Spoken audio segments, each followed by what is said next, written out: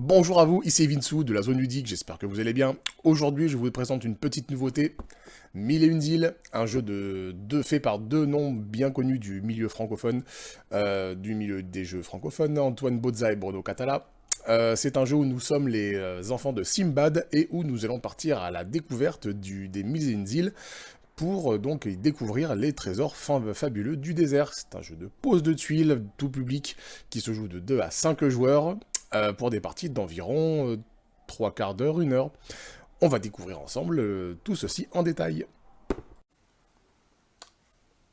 Et voici donc le petit unboxing de Mille et une îles. Hop, merci. À l'intérieur, qu'est-ce qu'on retrouve? La règle classique, habituelle. Un petit bloc de score qui, qui commence déjà à être pas mal. Le jeu a pas mal déjà tourné à la maison. On va voir les tuiles de jeu. Donc je viendrai en détail sur tout ça. Et on a les plateaux joueurs. Donc c'est un jeu qui se joue de 2 à 5 joueurs. En début de partie, vous allez vous répartir donc les tuiles des joueurs. Hein. Donc hop. Les tuiles des joueurs qui représentent donc les enfants de Sinbad. Donc on va dire que moi je vais être elle. Les autres joueurs se répartissent le reste. Hein. Ensuite, pour le setup, on va donc dispatcher l'élastique à sauter. On va donc dispatcher toutes les tuiles en piles bien séparées. Là, je m'aperçois que c'est un petit peu le foutoir depuis la dernière partie, mais c'est pas grave. Donc on va les séparer par position géographique, si je puis dire, qu'on va placer sur notre plateau. Donc on va avoir toutes les tuiles du bord haut, toutes les tuiles du milieu, et toutes les tuiles du bord bas. Donc, hop. Donc forcément, le bord haut va venir sur la section du haut, milieu et en bas, hein, n'est-ce pas? Et ça va être une dernière catégorie de tuiles.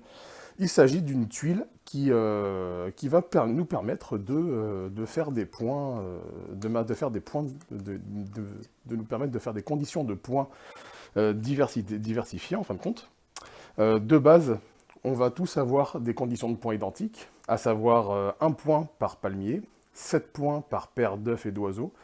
Et les bandits, ça va fonctionner par majorité. Et en fin de compte, à la fin de la partie, le joueur qui aura le plus de bandits va perdre autant de points que ce qu'il a de bandits. Et donc, pour en revenir sur le cœur du jeu, c'est un jeu qui est donc une pose de tuiles, et on va faire des points en fonction des symboles qu'il va y avoir dans notre zone de jeu. Donc, il me fait un petit peu penser au jeu Le Petit Prince, pour ceux qui connaissent. Donc c'est un petit peu le même principe de pose de tuiles. Ouh là là, j'ai la voix qui fout le camp.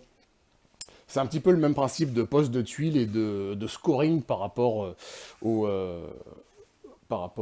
symbole qu'il y a sur les tuiles. Alors donc de base on a tous une condition de points qui est commune. On va avoir en plus des conditions de points personnalisées. Et à votre tour, donc un tour de table se fait avec un premier joueur qui est désigné au hasard, qui est appelé la vigie.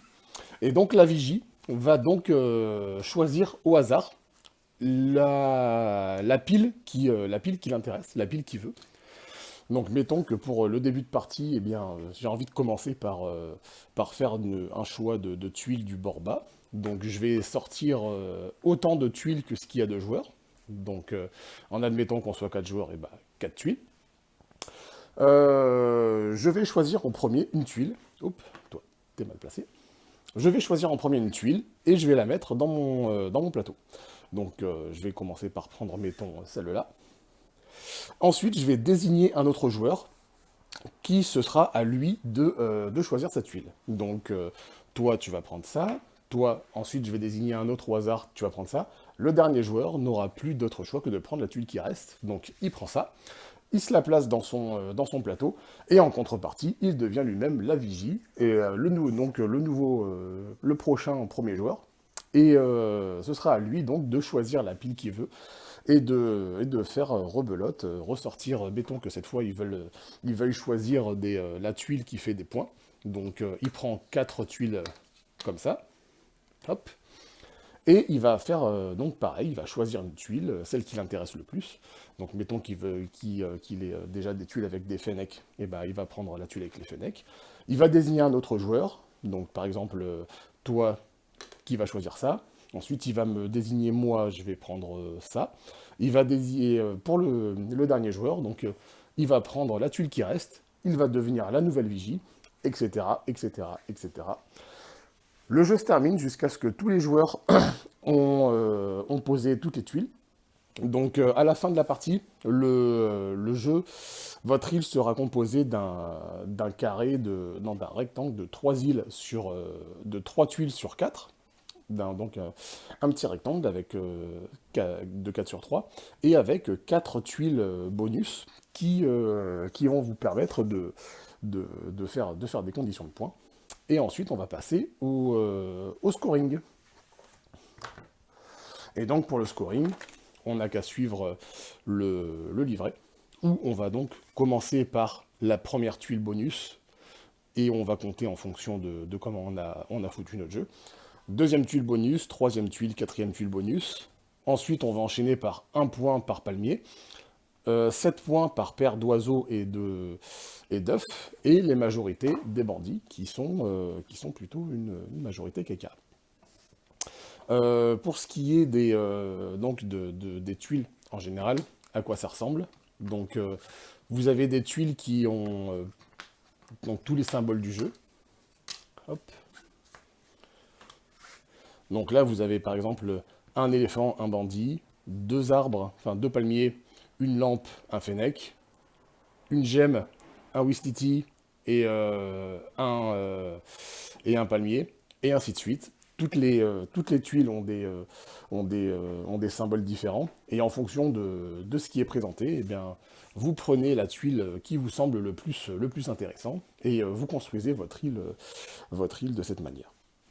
Petite particularité sur les lampes, donc pour reprendre le conte des mille et une nuits, vous avez droit, donc, dans l'histoire, vous avez droit à 3 vœux avec un génie. Imaginez que donc vous avez 2 lampes. Là, tout se passe bien. Hop, j'espère qu'on voit bien. Là, tout se passe bien. Mais par contre, si plus tard dans le jeu, vous mettez une 3e lampe, dans ce cas, vous êtes obligé de retourner les 2 premières tuiles où il y avait des lampes.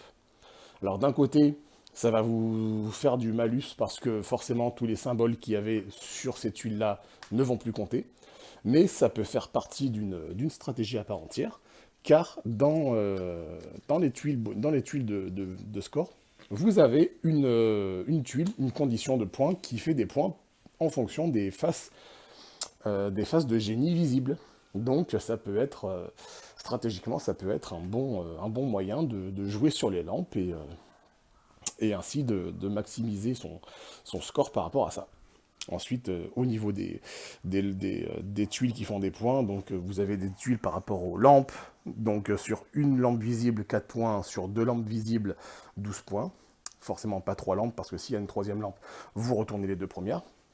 Là, vous faites 5 points par éléphant, là, vous faites 2 points par oiseau seul, là, vous faites 3 points par fennec, là, vous faites 2 points par Wistiti. Là, par exemple, vous allez faire... là, c'est une tuile de points en fonction des gemmes. Donc, vous avez des gemmes de 3 couleurs différentes. Et si, en fonction des lignes ou des colonnes, là, c'est pour une condition de points sur des gemmes en ligne, mais vous avez un petit peu la même en forme, en position de colonne. Donc, en fonction du nombre de gemmes différentes que vous avez sur la ligne ou la colonne, vous allez donc faire les points qui sont attribués. Et voilà, je crois que j'ai fait le tour de tout. Donc c'est un jeu tout public qui est vraiment très agréable. Il s'explique facilement et en général, on n'a pas beaucoup besoin de refaire 36 retours règles pour éclaircir des points parce que chacun choisit sa tuile, on la pose, un point c'est tout. Et puis lorsque toutes les tuiles sont posées, On compte les points, et c'est celui qui en a le plus qui a gagné. Bon, à noter qu'en fonction du nombre de joueurs, on enlève des tuiles ou pas. Donc si on est 5 joueurs, on garde toutes les tuiles, et si on est 4 joueurs, on en enlève 4 de chaque. Si on est 3 joueurs, on en enlève 8 de chaque. Ça permet d'équilibrer le nombre de tuiles, puisque de toute façon, le jeu se termine lorsque tout est posé. Et voilà, donc bon bah c'était 1001 îles, jeu tout public. J'espère que cette petite vidéo vous a plu. N'hésitez pas à me dire ce que vous en avez pensé dans les commentaires. Amusez-vous bien, et à très bientôt. Ciao ciao.